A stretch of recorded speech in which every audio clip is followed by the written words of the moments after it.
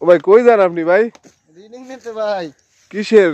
শিল্প রিডিং। ওরে কষ্ট, শিল্প রিডিং গ্রহণের জন্য একটা মৎস্য আড়ত, তার ভিতরে হচ্ছে গেটে তালা মারা এবং চারি সাইড দিয়ে এরকম নেট দিয়ে তার কাটা দিয়ে আটকিয়ে রাখা। আর এই যে হচ্ছে গেট, এই গেটের ভিতরে মানে গেটের ভিতরে যে আমরা প্রবেশ করব কোনো সুযোগ নাই যাওয়ার, কিন্তু মাস শেষ শিল্প রিডিং গ্রহণ করতে হবে আমাদেরকে। মিটার ওইখানে ওই পাশে ঘরে লাগানো আছে, ক্ষুদ্র শিল্প। তো এখানে আসছি আমরা রিডিং নেওয়ার জন্য। এই যে দেখতে পাচ্ছেন এখানে তালা মারা সুন্দরভাবে। আসলে যখন আমরা গ্রাহকের রিডিং গ্রহণ করতে আসি, তো এই এরিয়ার ভিতরে আসলে ঢোকাটা মুশকিল, তালা দিয়ে রাখছে। গ্রাহকদের উদ্দেশ্যে বলবো অবশ্যই আপনারা আপনাদের যে কোনো প্রতিষ্ঠানগুলো মাসের শেষের দিকে একটু খুলে রাখার চেষ্টা করবেন, বা একজন দায়িত্বরত লোক দিয়ে রাখবেন, যাতে করে আমাদের বিদ্যুৎ অফিসের লোক আসলে আমরা সহজে আপনাদের এগুলো রিডিংগুলো গ্রহণ করতে পারি। তা না হলে যে দেখেন এইখান দিয়ে কতটা ঝুঁকিপূর্ণ অবস্থায় আমাদেরকে যাতায়াত করা লাগে, এবং আমাদের অফিস থেকে প্রায় 15 কিলো দূরে এই মৎস্য আড়তটি, যেখানে আসতে যথেষ্ট সময় লাগে। তো এখানে আমরা আসছি মোটরসাইকেল ড্রাইভ করে, রাস্তায় মোটামুটি ভাঙাচোরা আছে, তার ভিতর দিয়ে আসছি। এখন এই যে খুঁটিতে মিটার লাগানো আছে, আপনাদেরকে যদি আমি একটু দেখাই, এই যে খুঁটিতে মিটার লাগানো আছে।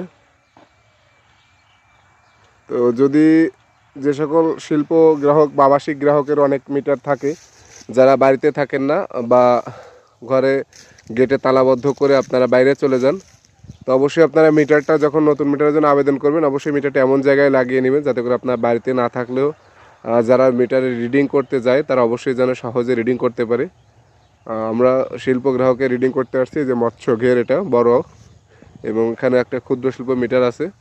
তো আসলে প্রবেশ করার মতো কোনোই অপশন নাই, চারি সাইড দিয়ে এরকম নেটের ঘেরা, এবং এর যে তার কাটা দেখতে পাচ্ছেন, আপনাদেরকে যদি আমি দেখাই, এই যে তার কাটা আছে, তার কাটার ভিতর দিয়ে আসলে প্রবেশ করা খুবই টাফ। এখান দিয়ে জামা প্যান্ট ছিঁড়ে যাওয়ার সম্ভাবনা আছে। এই যে রিডিং গ্রহণ শেষ, ছেলে বের হয়ে আসতেছে পালোয়ান। এখন দেখা যাক সে কিভাবে বের হয়।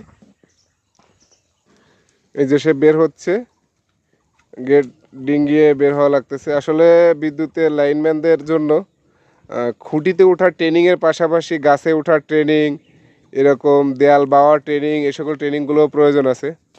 তা না হলে তো আমরা আসলে গ্রাহকদেরকে সেবা দিতে পারবো না, কারণ গ্রাহকদেরকে সেবা দিতে গেলে এরকম তালা মারা থাকবে, যেখানে যাওয়ার কোনো অপশন নাই, গাছে উঠতে হয়, অনেক সময় ডাল কাটার জন্য বিভিন্ন রকম বিষয় থাকে। তো অবশ্যই এই বিষয়গুলো আমাদের ট্রেনিং প্রয়োজন আমি মনে করি। তা না হলে পূর্ব থেকে যদি জানা না থাকে, তাহলে গ্রাহক পর্যায়ে যে কীভাবে সেবা দিব। ধন্যবাদ সবাইকে, ভালো থাকবেন, সুস্থ থাকবেন। জরুরি বিদ্যুৎ সেবা 24 ফেসবুক পেজের পাশেই থাকবেন। আসসালামু আলাইকুম।